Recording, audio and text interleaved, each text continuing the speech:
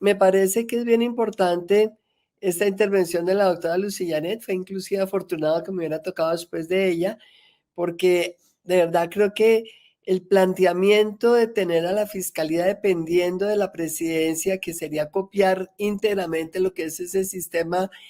anglosajón, en Colombia creo que nos traería serias dificultades, precisamente porque ese presidencialismo al que me refería y sobre el cual también ya hicieron comentarios importantes el doctor Pedro, el doctor Alberto, todos en general, pues eso es un presidencialismo que realmente lo que nos muestra es un predominio exagerado del poder presidencial sobre las otras ramas del poder público. Y pienso que ese predominio exagerado, pues tratándose de la investigación de conductas que presumiblemente son delitos y están tipificadas, la verdad creo que en un país tan complejo como Colombia, no me parece que sería conveniente. Pero en todo caso, pues ateniéndonos a lo que dice la Constitución de hoy, el doctor Pedro, que como defensor a ultranza de esta Constitución, sabe muy bien,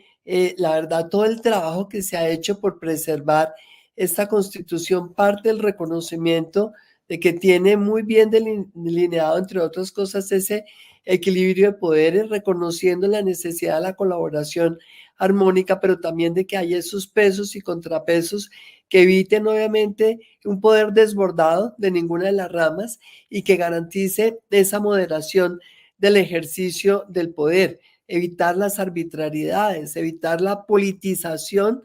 y también ahí me refiero a la politización indebida en el ejercicio de funciones que son políticas, como lo decía el doctor Alberto, pero es que esa politización indebida muchas veces puede llevar arbitrariedades y al último lo importante en esta separación de poderes es garantizar siempre los derechos de los ciudadanos. Es la principal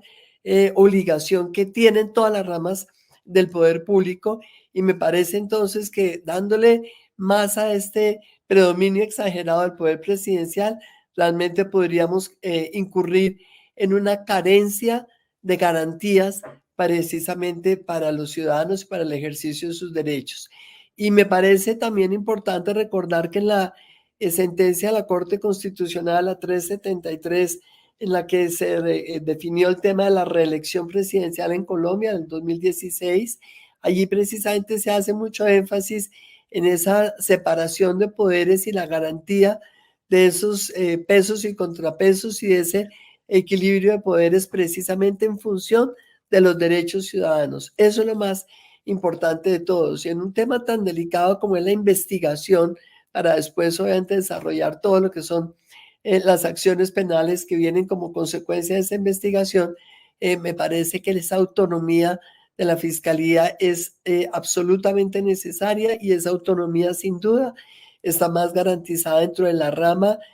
judicial que dependiendo la Fiscalía de la rama ejecutiva.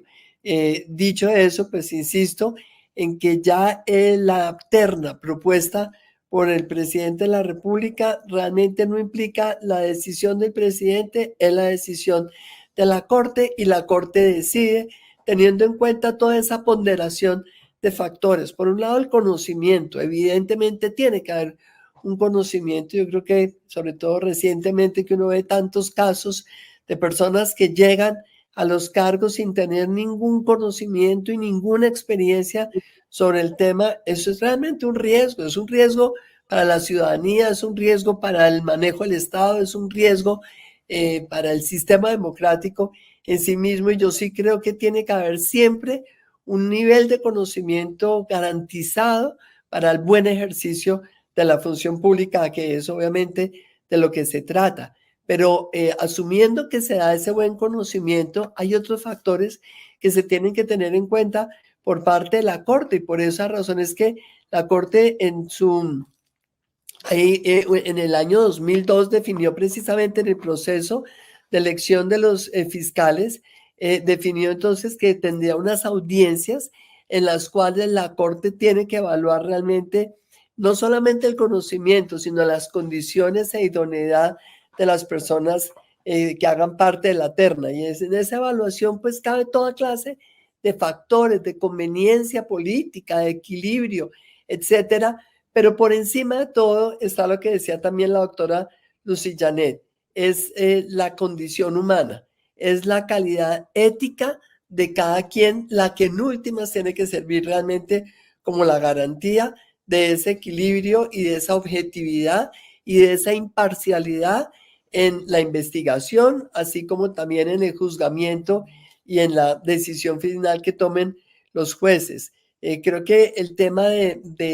ese criterio ético en los funcionarios públicos es algo fundamental y creo que ese criterio ético está desde el hecho de reconocer que no se tienen las condiciones, el conocimiento, la experiencia adecuada para ejercer una función pública que va a impactar a millones de personas, hasta obviamente el tener uno la garantía de que esa persona precisamente por todas sus condiciones éticas pues va a ser la que garantice de la manera más transparente el cumplimiento de su función constitucional y también de la manera más objetiva. Entonces yo creo que ahí en este concepto de la ética hay un abanico que es muy amplio y que creo que debe ser lo que todos los días los ciudadanos puedan exigir más y mejor, esa garantía ética en quienes desempeñen las funciones de control, de vigilancia, de inspección y también obviamente de investigación en materia penal. Yo terminaría diciendo, tenemos una corte que en este momento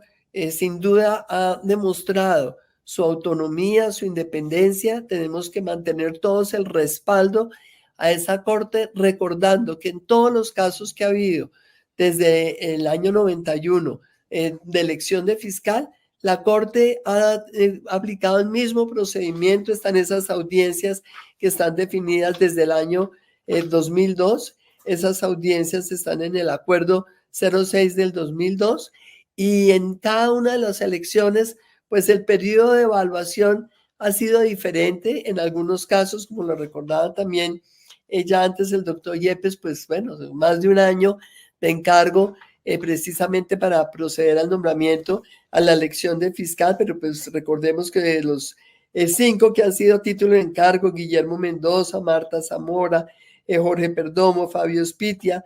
ahora la doctora Marta Mancera, pues realmente ha habido en todos los casos una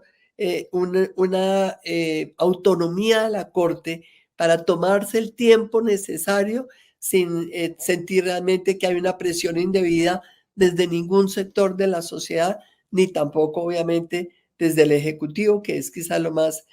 preocupante en este caso. Gracias. Gracias, doctora Marta Lucía. Doctora Aida, ¿qué nos aporta usted frente a la reflexión de la independencia, la autonomía y la libertad que necesitamos de nuestros órganos de control y de investigación? Máxime, como lo dice la doctora Lucy Janet, cuando son ellos como los puntos de control, la garantía democrática que necesitamos preservar.